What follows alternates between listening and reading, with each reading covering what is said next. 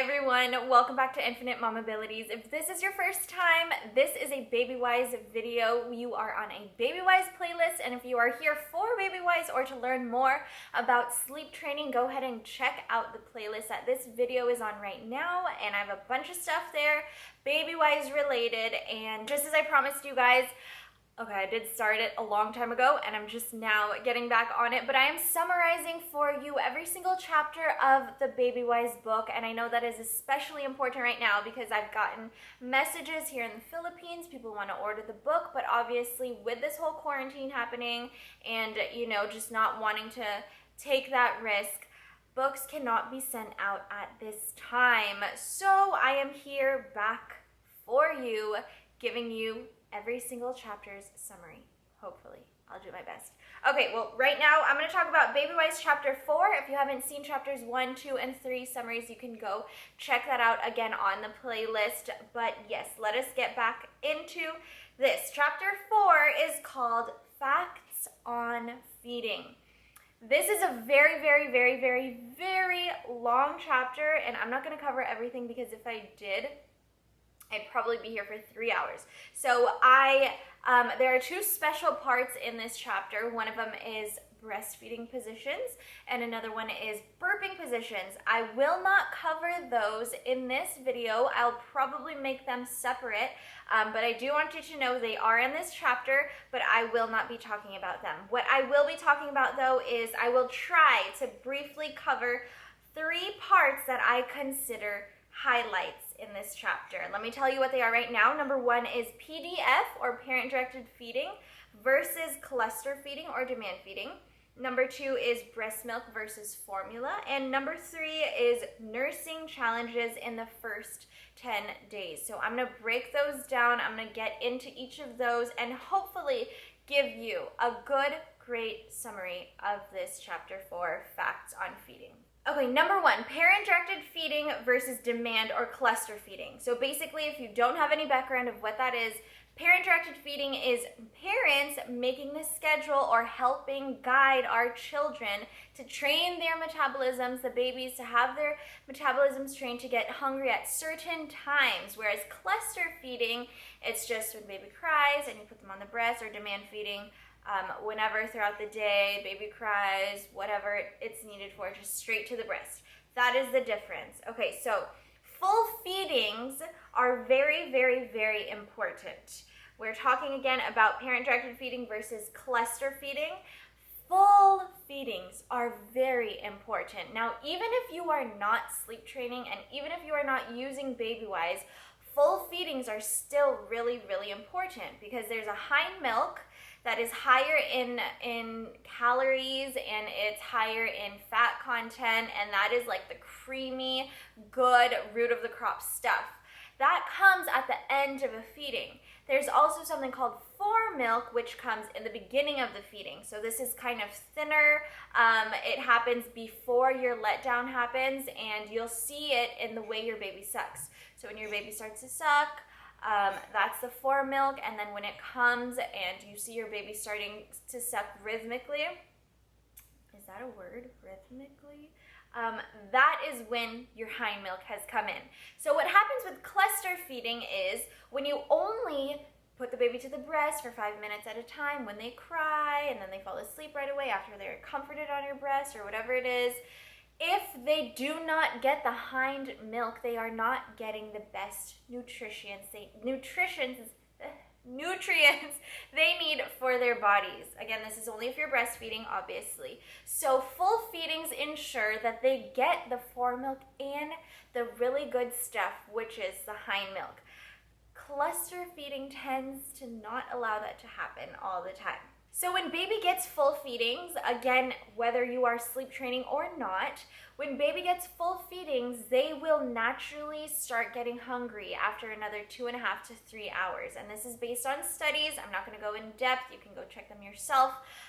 They will naturally get into that 2.5 to 3 hour routine. That is not a time frame that you have to stick to, okay? That is not something that is like the solid rule that you have to be within this time, but it happens within that. That's why the Babywise book talks about time range. It doesn't say exact number of hours or what you should do at this certain time, but it's a time range, and you can see that with every baby. Okay, another thing I want to talk about under parent-directed feeding versus demand or cluster feeding is hunger cues. I'm going to read this right out of the book. It says, there is no need to wait until the baby is in a full cry before feeding him, especially if other hunger signs or hunger cues are present. The hunger cue should always trump the time on the clock. This is something that's very controversial with Babywise. If people don't like Babywise, they tend to say that it's not good for your baby's health because it's really strict. You can't feed them when they're supposed to be fed. But this clearly says hunger cues always trump the time on the clock. Okay, the clock is just a guide for us. So hunger cues are really important, but we have to make sure our babies are really hungry. Now, getting full feedings, like I talked about earlier in the first point, will help our babies to get hungry at specific times. It's training their metabolism, and they'll start giving those hunger cues at the specific times that their routines have fallen into and that we as parents have guided. Another thing I want to say about PDF versus cluster or demand feeding before we move on to number 2 is that it can honestly be the reason why a lot of moms give up breastfeeding. Breastfeeding is very hard. Breastfeeding is a commitment. It is something that is difficult, but it is something that is so worth it. But I can tell you, like with my first baby, I was so ready to quit. Honestly, I was so ready to quit, and if I had the desire to spend money on formula, I probably would have, but I was like, no, breast milk is free. So I kept on feeding, but I know it's really difficult, and especially when mom is just exhausted and you're like, okay, I want to sleep for this number of hours, my husband can take care of baby for this time, or at this night, we can have shifts, whatever, blah, blah, blah. But I think a lot of the reason that moms might quit breastfeeding, which there's no problem with that, I'm just saying quit for the right reasons, but a lot of the reasons why it might happen is because of exhaustion or because of cluster feeding, where you bring baby and then they fall asleep and then they wake up 5 minutes later and they're hungry again, and then you put them back, and just like this vicious cycle. It's so hard. But when you get full feedings with parent-directed feedings, with us directing the baby and guiding them, they will have a routine that will help us not be exhausted as moms and know what to expect while baby has predictability. Whereas with cluster and demand, you're just all over the place. I've tried both. Obviously, I prefer parent-directed feeding. Okay, number 2 highlight I'm going to talk about is breast milk versus formula. Again, I'm going to read straight from the book. It says, whether the calories come from breast or bottle, mother's milk, or formula, what is of prime importance is the tender affection provided during feeding times. You know, ultimately, whatever you choose, it doesn't matter. What's most important is giving our kids, or giving our babies the affection, the cuddles, the physical touch, all of those things, the bonding moments that they need during these feeding times. So, but with that being said, I will go into the differences between breast milk and formula.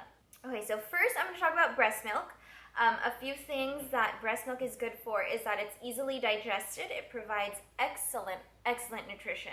I breastfed all 3 of my kids. By God's grace, oh my goodness. I didn't go over a year with any of them. I just couldn't anymore. I wanted my boobs back. But anyway, it provides excellent nutrition. It provides additional antibodies for building a baby's immune system. That's a wonderful addition to this list of benefits. So I saw something before, I'll try to put a picture of it here, but it was a virus or something like that. I don't want to use the wrong words, but basically it was something like that, and then they put a drop of breast milk in it in the little tiny clear container, and it just like all spread apart. It was like, whoa, I don't want to mess with you. You are breast milk, and I've just always believed in breast milk. And it's really great stuff. Yeah, so next after that is it's always available. So you don't have to prepare it. You don't have to bring it with you. You can literally just bring yourself and some diapers and wipes. Go minimalist like me and you're good to go. If you are breastfeeding, or if you do plan on breastfeeding, I do have a video. I'll link it somewhere here, or I'll post it also, or I'll link it also down below. It's called, what is it called? How to produce the most breast milk. So a lot of that video talks about getting in full feedings and how to make sure you have an adequate amount of breast milk for your baby. Okay, next let's talk about formula, and I'm going to read this from the book. It says, for some mothers, choosing formula may be the best and sometimes only milk option available. Such a decision should not be viewed as a negative commentary on her motherhood or her parenting. Just as breastfeeding does not make a good mother, bottle feeding or formula feeding does not make a bad one. So I just want to get that out there. Obviously, I'm all for breastfeeding. I believe in all the benefits. That doesn't mean that if you choose formula feeding, you are less of a mom or you are not as good as those who choose to breastfeed. But again, there are just the facts of the benefits of breastfeeding, while there are also benefits of formula feeding. What it also says here in this part of the chapter is the one thing a mom and dad must do when offering a bottle is to take that time to sit and hold their baby. You know, when you're breastfeeding, you're holding your baby, you're both releasing oxytocin, you're bonding, you are becoming one somehow, something like that. But when you're formula feeding, it's important to do that too. You know, skin to skin contact if you want. Hold your baby close, let dad do that bonding activity with them and all of that good stuff. So I covered parent-directed feeding versus demand or cluster feeding. I also covered breast milk versus formula. Last point or last highlight I'm going to talk about and cover is 3 nursing challenges in the first 10 days.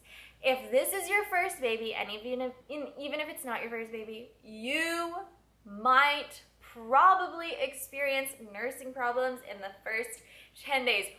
I think I went through all of them. I had inverted, was it inverted or no? So yeah, I'm not gonna go deep into that. But anyway, yeah, so I had to fix myself in order to be okay for my baby. I had low milk supply because I was depressed and I wasn't eating. I had postpartum blues and all of that stuff. I couldn't get the latch right. My baby couldn't get the latch right. So I was bleeding and I had sores and I was ah. And I can't believe I didn't give up at that moment. But again, I only stayed because breast milk's free. But now I'm happy I did because of all the great things about it. But it really was challenging. I feel when I talk to other moms, I'm wait, you didn't go through all of this stuff. It was I went through everything while you only went through one tiny issue. Anyway, I'm glad I went through all of those things because at least I can share them with you here now.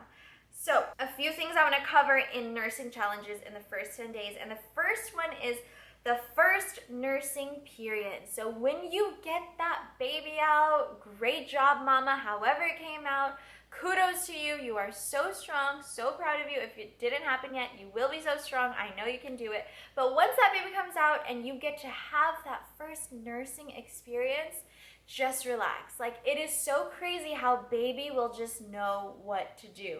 It's insane. You know, I put my baby on my chest and they just knew what to look for, and it explained a lot of darkening happening. Now I know why. But anyway, it was amazing, and babies will know. I'm not gonna say it will all fall into place because obviously, like I said, it didn't all fall into place with me. But the general rule of just baby looking to suckle, they know what to do. It's amazing. So they'll be most alert, the book says, in the first hour after being born. So try to get them there on your breast in the first 15 to 20 minutes after giving birth. Make sure also that you're getting the help you need from the hospital. Don't be afraid to ask questions. Sometimes they won't give you enough information. At other hospitals, they might give you too much information. But don't be afraid to just get comfortable and ask for help. One thing you want to be sure of is that you have the position correct. Make sure that baby is not turning. For you, imagine turning your head and drinking water from someone behind you. That's just so difficult. And that example is from the book itself. So you want to make sure that the baby's head and body and legs and feet are facing all the same direction towards you while you breastfeed, so that that position will help baby latch properly and help him get the suckling that he needs at that point. Another thing I want to talk about under nursing challenges in the first 10 days is having a sleepy baby. Okay, I just thought babies will come into the world and eat and sleep and poop, and you just have to let them do that and get through it. But it did not happen that way. So if you don't want to go through what I went through, listen to me right now. Babies will sleep and sleep and sleep and sleep and sleep. Newborns will just want to sleep. The moment they are comforted at their breast, even if at your breast, even if they are not full yet, they will fall asleep because of how comforting it is. But I want you to make sure that you are keeping baby awake. This is going to be a challenge because you yourself have to stay awake. I mean, like, I've had to do that several times where I'm falling asleep while trying to feed the baby, but you have to make sure baby will stay awake. If you want some tips on how to keep baby awake while breastfeeding so that baby can get a full feeding, I will again link that video down below in the description box or put it somewhere around here so that you can see how you can do that. But basically, just make sure you get baby in for a good full feeding. It's gonna be a struggle, it's gonna be a challenge, you're gonna have to try a lot of things, but it's doable and it's so worth it. Okay, and last thing I want to talk about under nursing challenges in the first 10 days is worried moms not having enough milk. I think this is a struggle all breastfeeding moms have felt or gone through. I definitely have with all of my kids. The question of whether or not my children or my babies are getting enough milk. So again, I'm going to read straight from the book. And it says here, 5 to 7 wet diapers per day after the first week, 3 to 5 or more yellow stools daily for the first month, and consistent weight gain are good indicators that baby is receiving enough milk for healthy growth. That is basically the summary of chapter 4, Facts on Feeding. Again, it's really long, and I hope this helped. I hope I covered what you wanted to know and what you wanted to hear. If you have any questions, just ask them down below. I'll be happy to answer them for you. And if you want to talk to me directly, follow me on Instagram and on Facebook at Infinite Mamabilities. And I promise I will be back next week, Tuesday, with the summary of chapter 5. Thank you guys for watching, and see you guys next time here on Infinite Mamabilities. Bye.